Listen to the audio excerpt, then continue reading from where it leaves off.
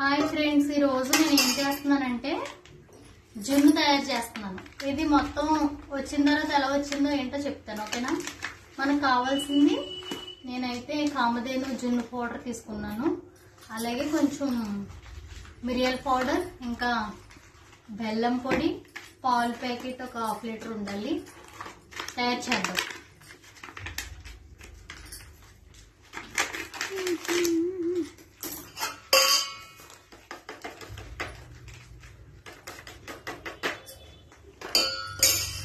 బెల్లం పొడి మన స్వీట్ తగ్గట్టు వేసుకోవచ్చు, మనకు నచ్చినంత.